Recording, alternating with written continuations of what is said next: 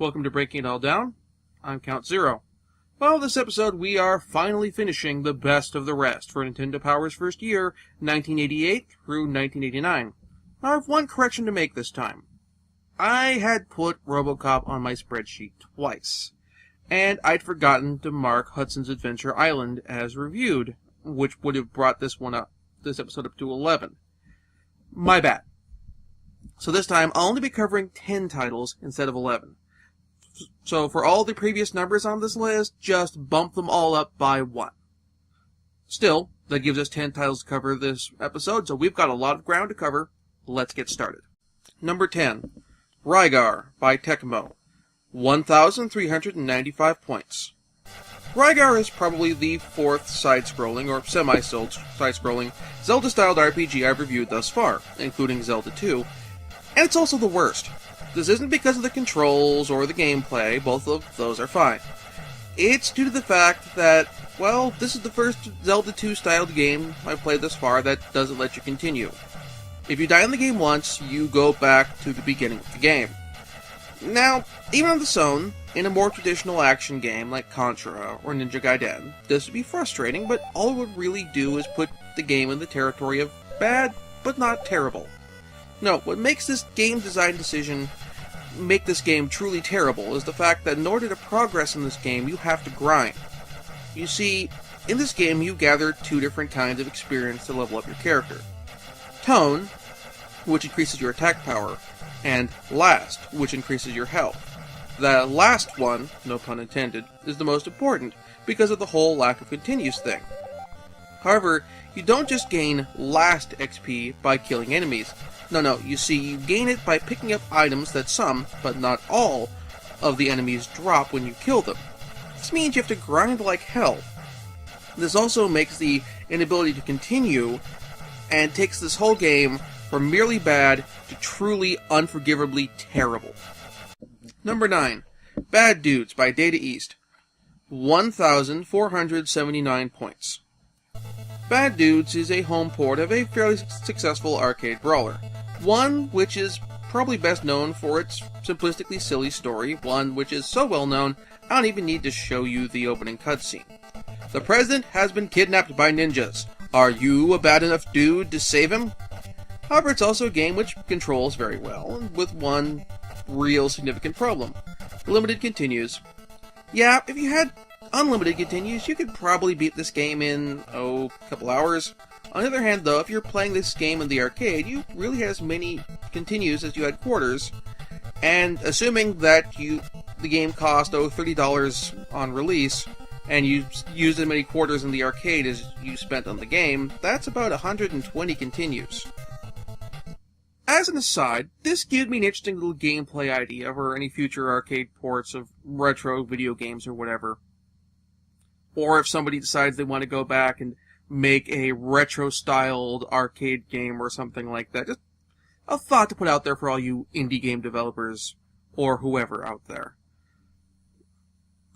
If you're going to include limited continues in the game, take a cue from the cost of your game and how much it would be in quarters. And give the player a number of continues equal to the price in quarters. So say if your game is shipping at a $10 price point on Steam or GOG or whatever for your retro arcade style game, and you want to give limited continues, give them 40 continues to get through the entire game. Once they run out, hit those 40 continues, they have to start all the way back over from the beginning.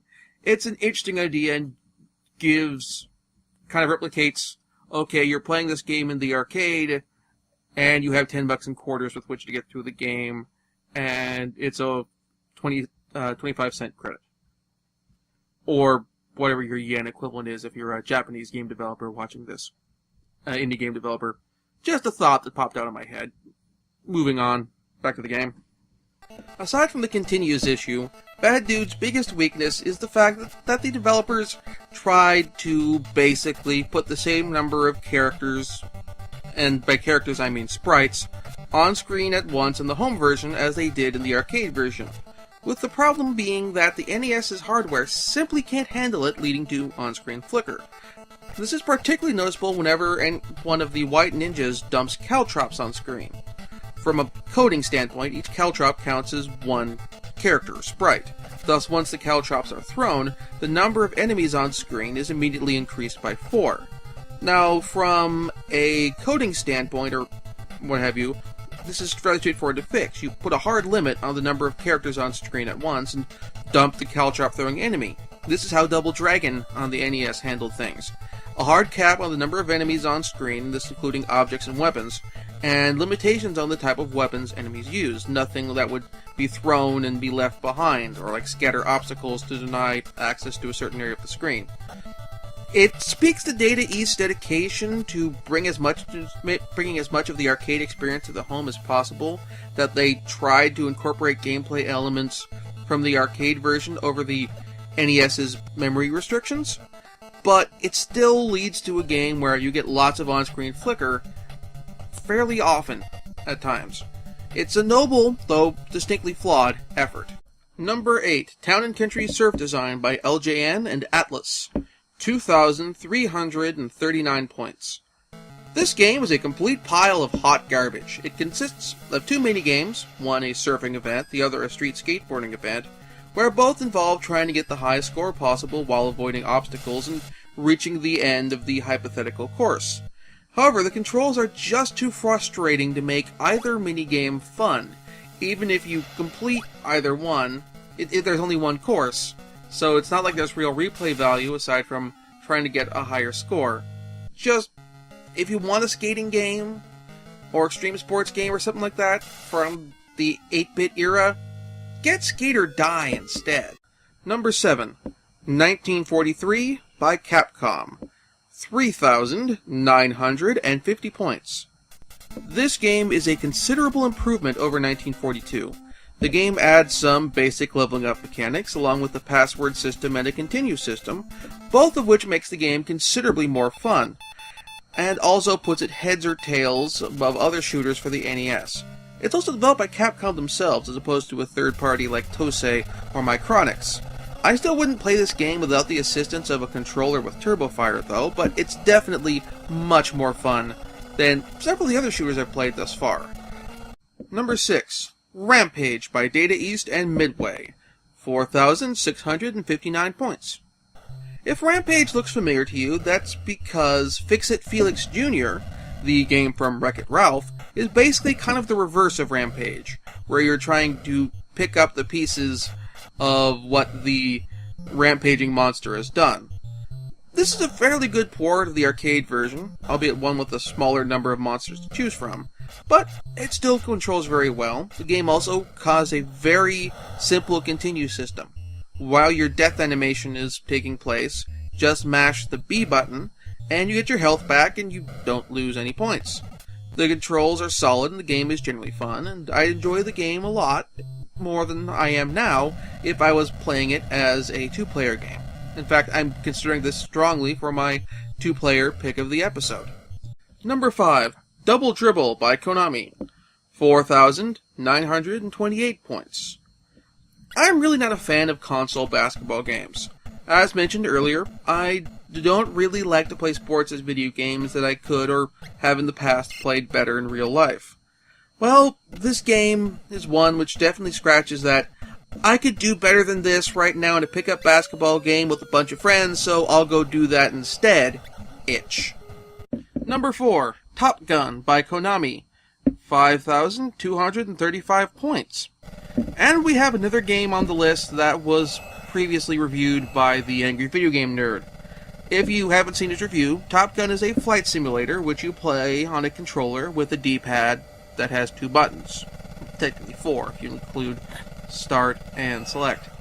Now, if you're starting to detect a problem with that description of the controls, it is a problem.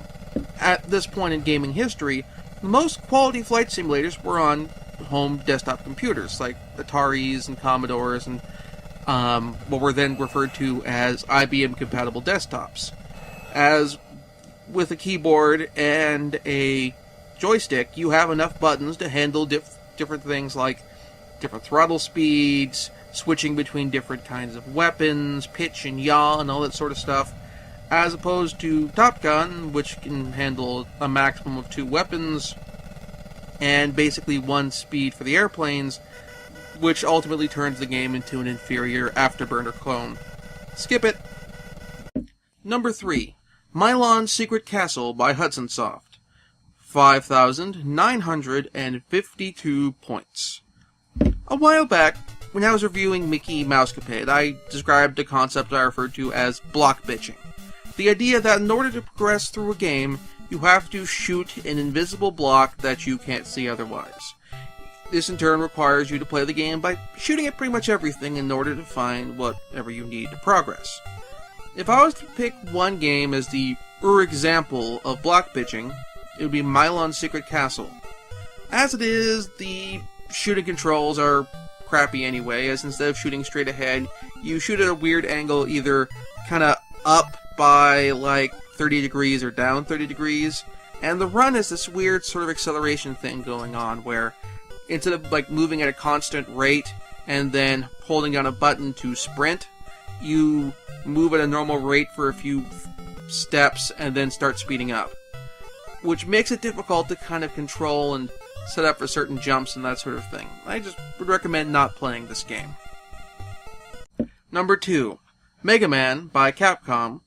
7,955 points. Frankly, Mega Man is not a good start to the series. Everything just isn't quite as precise as later games in the series. You have this kind of weird skid when you stop moving, you kind of don't jump as precisely as you do normally, the sprites seem a little bit bigger on screen, or alternatively, your perspective is slightly closer in. Honestly, every other game in the series is better than this one, in some fashion or another.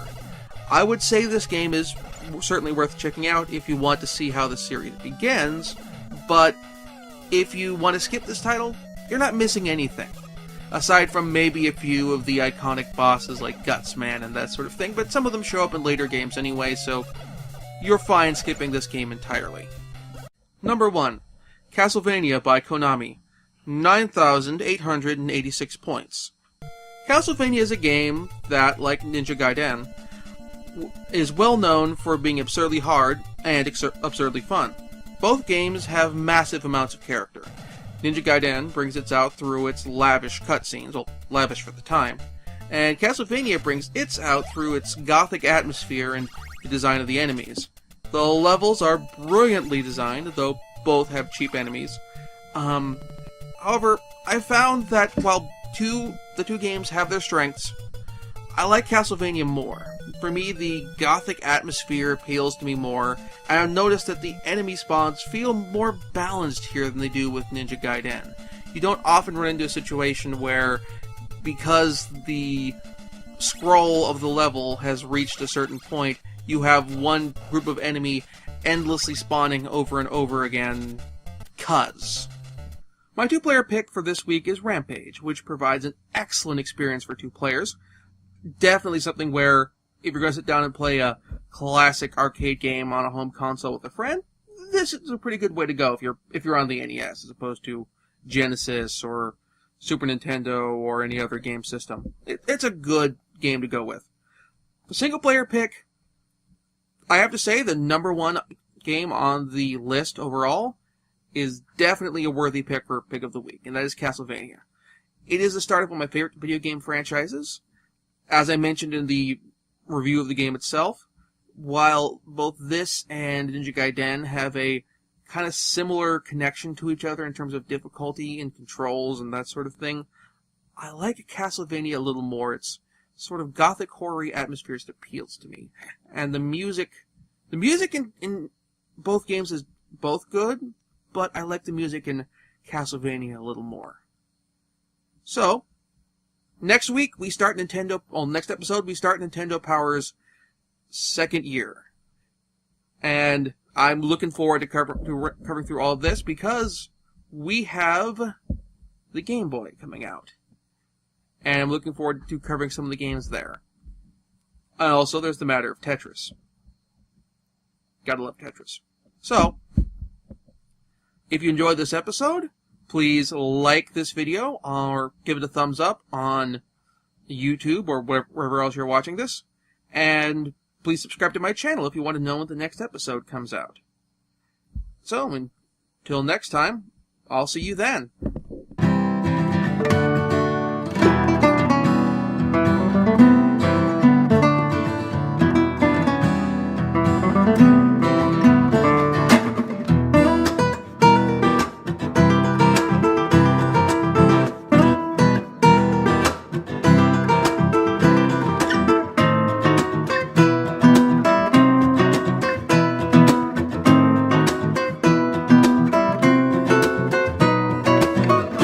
Still, that gives us 10 titles to cover this episode, so we've got a lot of ground to cover. Let's get started. Number 10, Rygar by Tecmo, 1,395 points. Rygar is probably the fourth side-scrolling, or side-scrolling, Zelda-styled RPG I've reviewed thus far, including Zelda 2.